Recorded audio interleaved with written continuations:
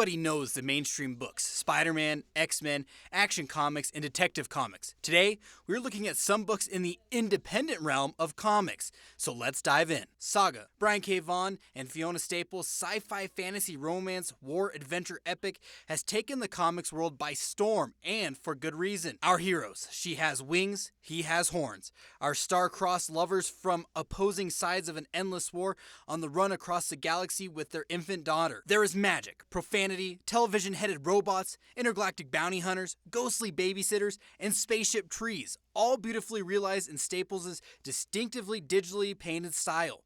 Saga will punch you right in the feels, and you'll love every single minute of it. Sex Criminals. Matt Fraction and Chip Zdarsky's Sex Criminals is one of the best and most original indie comics ever, let alone the last decade. Susie and John share a superpower. When they orgasm, they freeze time. Literally. So what do they decide to do with this skill? Well, rob banks to save libraries, of course. When you read this, make sure it's not on your lunch break. You might get looks, and I'm not saying this from experience, I promise.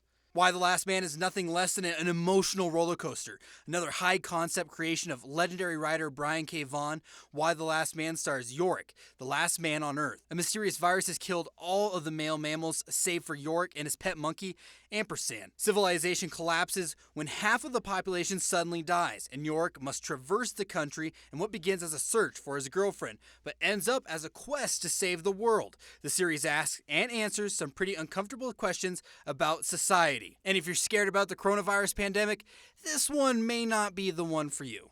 Starring FDA agent Tony Chu, Chu features one of the most unique superpowers in all of the comics. Chu solves crime by receiving psychic impressions from his food. The story takes place in a world where bird meat is illegal due to previous outbreak of avian flu, and a vibrant black market for chickens exists. Chu eventually encounters Poyo, a cybernetic cockfighting champion, and that's just one of many ridiculous characters the protagonist meets. Among the others are countless individuals with food-related superpowers, making this read like a Food Network adaptation of the X-Men. Rick Remender wrote one of the best Marvel series of all time with his Uncanny X-Force run, and then moved on to something best described as Xavier's School for Assassins. Deadly Class takes place at a high school for killers with students that are the descendants of legendary hitmen. Set in the 1980s, none of the characters in Deadly Class are particularly good or honorable, but their high-stakes high school drama makes for interesting reading and extreme Game of Thrones style tension. Art Spiegelman had been serializing the extraordinary story of his father's time in Auschwitz in his art comics magazine Raw since 1980, with mice standing in for Jews and cats for Nazis. After some revisions, Pantheon published the game-changing first half in 1986, popularizing the term graphic novel in the process. A sequel, a partial reflection on the success of the first half, arrived in 1991. The language barely existed to honor such a creation, yet that didn't stop Spiegelman's anthropomorphic story of wartime atrocities from winning a special Pulitzer in 1992. It's the single best comic of a year that also produced Alan Moore's Watchmen and Frank Miller's The Dark Knight Returns, which is definitely saying something. Mark Waid and Peter Krause come together to bring you a tale along before the idea of injustice. When the Plutonian, the world's greatest superhero, snaps and turns into the world's greatest villain, only his former teammates have a chance at stopping his rampage. But while on the run from the world's most powerful and angry being, will these former teammates discover his secrets in time? How did they come to this? What became of the hope and promise once inside him?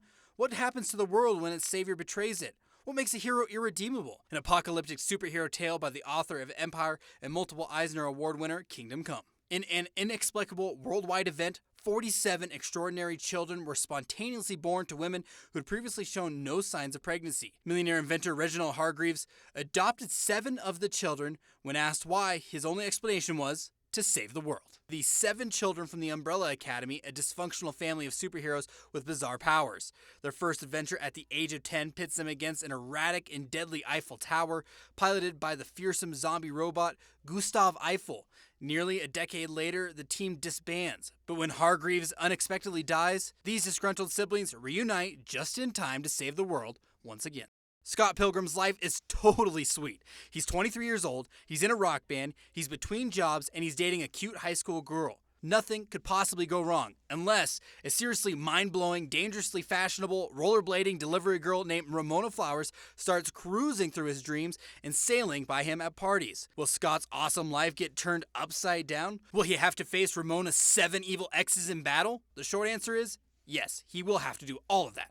The Boys by Garth Ennis, drawn by Derek Robertson. In a world where costume heroes soar through the sky and masked vigilantes prowl the night, someone's got to make sure the soups don't get out of line. And someone will. Billy Butcher, Wee Huey, Mother's Milk, the Frenchman, and the female are The Boys, a CIA-backed team of very dangerous people, each one dedicated to the struggle against the most dangerous force on Earth, superpower. Some superheroes have to be watched, some have to be controlled, and some of them sometimes need to be taken completely out of the picture. That's when you call in The Boys. There are so many more out there in the world. These 10 books are the tip of the iceberg. If you want to learn more, check out your local comic book store. They can give you more suggestions of what might be more up your alley and taste. If you have read any of these books or have any other books that you might like, leave them down in the comments. As always, give us a thumbs up, hit that subscribe button, and ding the bell to stay up to date when we upload new videos. We'll see you in the next one.